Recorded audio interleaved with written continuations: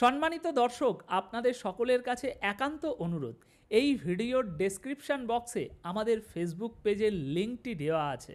এই লড়াইতে আমাদেরকে আরও শক্তিশালী করতে, আমাদের উৎসাহ উদ্দীপনা আরও দুগুণ বাড়িয়ে তুলতে আপনাদের সকলের কাছে অনুরোধ, ওই লিঙ্কটিতে ক্লিক করে আমাদের ফেসবুক পেজটিতে একটি ফলো দিয়ে আসুন।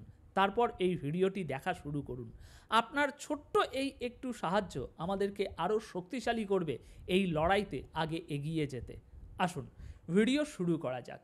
দর্শক, নির্বাচন দিন যত এগিয়ে আসছে ততই আমরা দেখতে পাচ্ছি নির্বাচনকে কেন্দ্র করে দেশের মাঠে একটা অস্থিতিশীল পরিস্থিতি তৈরি হওয়ার একেবারে দ্বার প্রান্তে চলে এসেছে।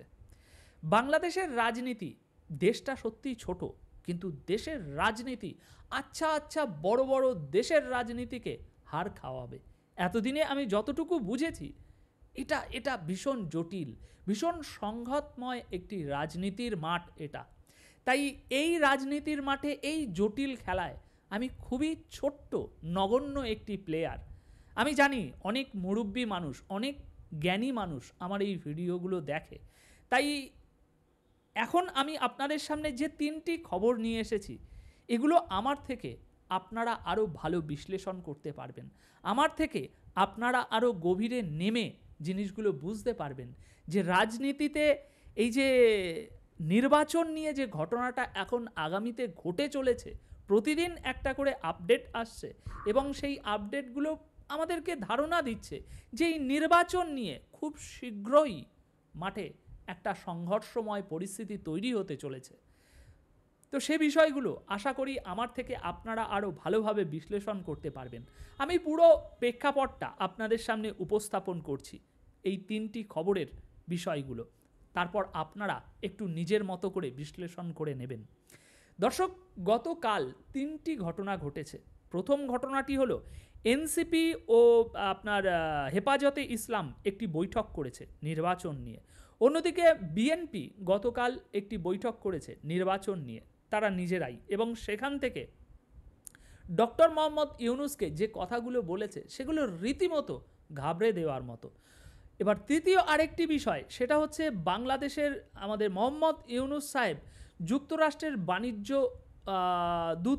দূতের সাথে গতকাল একটি বৈঠক করেছে, সেখানেও নির্বাচন নিয়ে তিনি কিছু কথা বলেছে। এবার এই তিনটে বিষয় আপনাদের সামনে যখন উপস্থাপন করব তখন বুঝতে পারবেন যে বিষয়টি এখন নির্বাচন নিয়ে ঠিক কতটা জটিলতা তৈরি হয়েছে সামনে। এই যে জাতীয় ঐক্যমত করে এত কিছু হলো, কিন্তু এখন সেই জাতীয় ঐক্যমত পুরো জিনিসটা পচে গিয়েছে, অন্যদিকে এগিয়ে যাচ্ছে বিষয়টা, অন্যদিকে মোড় নিচ্ছে এই নির্বাচনকে কেন্দ্র করে। দর্শক, প্রথমে আমি বিএনপির বক্তব্যটি আপনাদের সামনে উপস্থাপন করছি।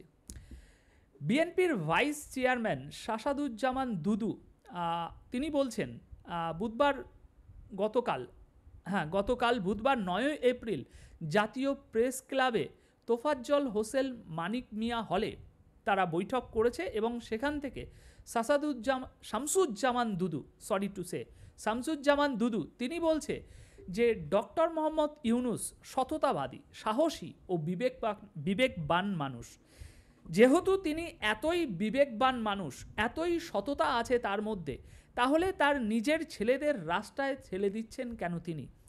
তিনি নিজেই পদত্যাগ করে দলের দায়িত্ব গ্রহণ করুন, নির্বাচনে অংশগ্রহণ করুন। সুতরাং ডাইরেক্ট থ্রেট দিচ্ছে।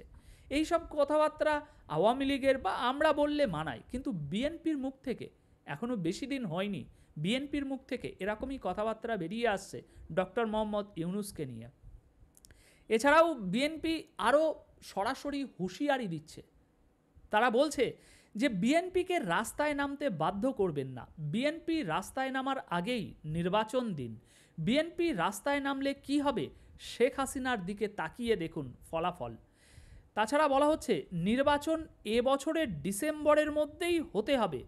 মন্তব্য করে তিনি বলছেন নির্বাচন হবে, নির্বাচন ঠেকানোর মতো সাহস কারণ নেই, নির্বাচন এবছরের ডিসেম্বরের মধ্যেই হতে হবে, এটা এখন আমরা দাবি করছি, কিন্তু আমরা খুব শীঘ্রই প্রমাণ করে ছাড়ব যে ডিসেম্বরেই নির্বাচন হবে। সুতরাং কথার গভীরতা বুঝতে পারছেন? এবং এই জাতীয় ঐক্যের মধ্যে ঠিক এখন কতটা ফাটল ইতিমধ্যেই ধরে গিয়েছে, বুঝতে পারছেন? তারা সরাসরি চ্যালেঞ্জ দিচ্ছে যে আমরা প্রমাণ করে ছাড়বো এই ডিসেম্বরেই নির্বাচন হবে। আর বিএনপি রাস্তায় নামার আগে নির্বাচন দিন, কেননা বিএনপি রাস্তায় নামলে কি হতে পারে সেই হিসাবে হুঁশিয়ারি দেওয়া হচ্ছে। তো এটা হচ্ছে বিএনপির দিক। এবার আপনাদের সামনে গতকাল বুধবার বেলা 11:30টার দিকে রাজধানীর বাংলো মোটরে এনসিপির কেন্দ্রীয় কার্যালয়েও একটি বৈঠক হয়েছে। এই বৈঠকে আপনার 4টি শর্ত উঠে এসেছে এবং এই 4টি শর্তে ঐক্যমত হয়েছে জাতীয় নাগরিক পার্টি এনসিপি ও হেফাজতে ইসলাম বাংলাদেশ। 4টি শর্তে তারা একমত হয়েছে। এখন সেই শর্তগুলো একটু ভালো করে বুঝুন, গভীরভাবে বোঝার বিষয় আছে কিন্তু ভাইজানেরা। শর্তগুলো হচ্ছে, গণহত্যার দায়ে দল হিসাবে আওয়ামী লীগের বিচার করতে হবে, বিচার না হওয়া পর্যন্ত আওয়ামী লীগের নিবন্ধন বাতিল এবং রাজনৈতিক ও সাংগঠনিক কার্যক্রম স্থগিত রাখতে হবে, নির্বাচনের আগেই আওয়ামী লীগের বিচারের পদক্ষেপ দৃশ্যমান করতে হবে ও আওয়ামী লীগকে সন্ত্রাসী সংগঠন হিসাবে ঘোষণা করতে হবে। এবার সমস্যাটা কোথায় বাজছে জানেন? সমস্যাটা বাজছে নির্ভরযোগ্য কিছু সূত্র বলছে, গণমাধ্যমের বরাতে আমরা যেগুলো জানতে পারছি, বাংলাদেশেরই নির্ভরযোগ্য কিছু সূত্র বলছে যে এই হেফাজতে ইসলাম আর জাতীয় নাগরিক পার্টি এই যে শর্তগুলোতে একমত হয়েছে, এসব শর্ত বাস্তবায়ন করতে গেলে আগামী 2027 সালের দিকে নির্বাচন হতে পারে। তাছাড়া এই শর্তগুলো বাস্তবায়ন করা সম্ভবও না হতে পারে। এখন সম্ভব না হতে পারে সেটা তো আমরা জানি, ওটা আমরা আমাদের দিক থেকে 100% নিশ্চিত যে শেখ হাসিনার বিচার করা, আওয়ামী লীগকে সন্ত্রাসী সংগঠন হিসাবে একেবারে পার্মানেন্টলিভাবে ঘোষণা দেওয়া, এগুলো তাদের দ্বারাই সম্ভব নয়। যদি সম্ভব হতো এতদিনে অনেক কিছুই হয়ে যেত, অ্যাটলিস্ট আমরা পদক্ষেপ দেখতে পেতাম, কিন্তু সেসব কিছুই হচ্ছে না। আমরা নিশ্চিত যেগুলো হবে না।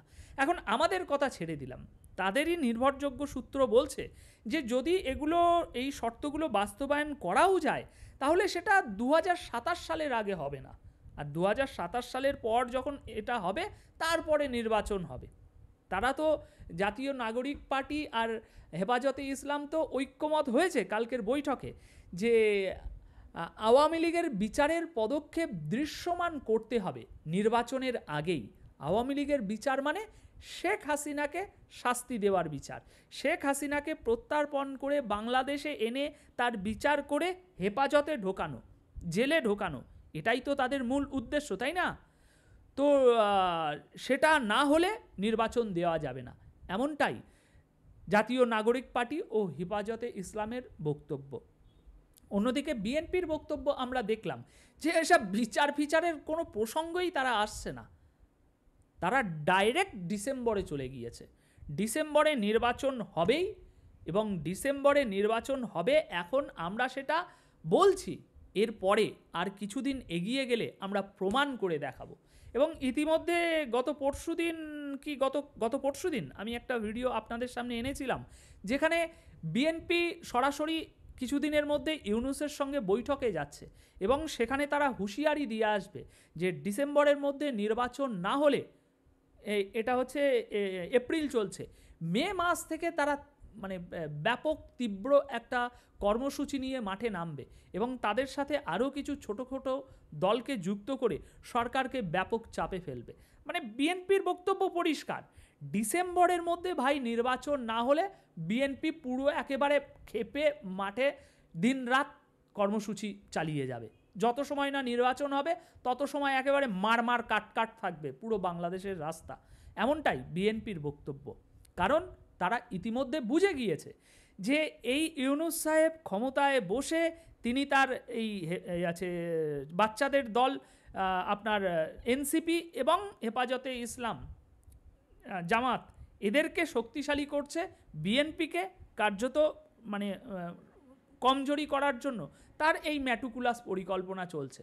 সুতরাং এখানে বিএনপি কোনোভাবেই সেই ফাঁদে পা দিতে চাইছে না।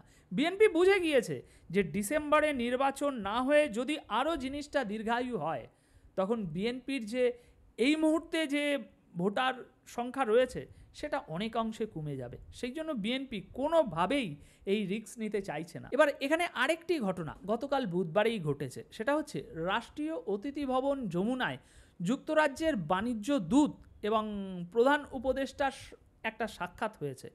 সেই সাক্ষাতেও নির্বাচনের বিষয় উঠে এসেছে এবং সেখানে মোহাম্মদ ইউনূস আবারও বলেছে, সেই একই গ্যাঁ ঘু বাজিয়ে যাচ্ছে। তিনি বলছে, যদি রাজনৈতিক দলগুলো স্বল্প সংস্কার প্রক্রিয়ায় একমত হয় তবে ডিসেম্বরেই নির্বাচন হতে পারে, আর যদি বৃহত্তর সংস্কারের পথ বেছে নেয় তাহলে নির্বাচন সেই আগামী বছর অনুষ্ঠিত হবে। তিনি সেই একই কথা আবারও বলেছে। সুতরাং এখানে তিনি একটা মজাদার খেলা খেলছে। তিনি বলছে রাজনৈতিক দলগুলো যদি এরকম চায় এরকম হবে, এরকম চায় এরকম হবে। সেখানে বিএনপি একরকম চাইছে এবং মোহাম্মদ ইউনূসের অধীনে থাকা রাজনৈতিক দলগুলোকে আর এক রকম চাহিদা দিয়েছে। এবার মধ্যিখানে থেকে ইউনূস বলবে কই না, জাতীয় ঐক্যমত্য হচ্ছে না। আমি বলেছি রাজনৈতিক দলগুলো, এখানে তো কেবল বিএনপি একা নয়, হেফাজতে ইসলাম আছে, এনসিপি আছে, তারা চাইছে দীর্ঘ সংস্কার। সংস্কার মানে কি? আওয়ামী লীগের বিচার হওয়া, শেখ হাসিনার বিচার হওয়া, আওয়ামী লীগকে নিষিদ্ধ করা, এগুলোর নামই তো সংস্কার। সংস্কার মানে তো এই না যে জনগণের জীবনমান উন্নত হবে, জনগণের রোজগার বাড়বে, সমাজে আইনের শাসন প্রতিষ্ঠা হবে, এগুলো তো সংস্কার না। সংস্কার হচ্ছে আওয়ামী লীগ। তো তাদের মতে তারা দীর্ঘ সংস্কার প্রক্রিয়ার পর নির্বাচন চাইছে। যেমনটা তারা বলে দিল যে আওয়ামী লীগের বিচার দৃশ্যমান না হওয়া পর্যন্ত নির্বাচন দেওয়া যাবে না। সুতরাং মধ্যিখানে বসে মোহাম্মদ ইউনূস দারুণ একটা প্ল্যান খেলছে। এদিকে একরকম গল্প সাজিয়ে রেখেছে, এদিকে আর এক রকম গল্প সাজিয়ে রেখেছে, এবং মধ্যিখানে বসে তিনি সারা জাতির জন্য, সারা বিশ্বের জন্য একরকম গল্প উপস্থাপন করছে। এবং এই তিনটে ভিন্ন ভিন্ন হওয়ার কারণে ডক্টর মোহাম্মদ ইউনূসকে আপনি সরাসরি দায়ীও করতে পারবেন না। তো দর্শক, এখন ভিডিও আর বেশি লম্বা করব না। ইতিমধ্যে আপনারা সমস্ত বিষয়টা বুঝতে পারছেন যে নির্বাচন নিয়ে ঠিক এখন কি ম্যাটুকুলাস পরিকল্পনা মাঠে চলছে, এবং এই নির্বাচনের বিষয়ে মোহাম্মদ ইউনূসের পরিকল্পনা ঠিক কিভাবে কাজ করছে, এবং আগামী দিনে এই নির্বাচন নিয়ে সংঘাত কত বড় একটা হতে চলেছে বাংলাদেশের অলিতে গলিতে, তার একটা ধারণা আমরা পাচ্ছি। এখন এ বিষয়ে আপনারা আমার থেকে অনেক বেশি বুঝতে পারছেন, তাই আপনাদের একটু বোধগম্য শক্তি আমি চাই। কমেন্ট বক্সে আপনারা একটু দেখিয়ে যান। ধন্যবাদ আপনাদের সকলকে।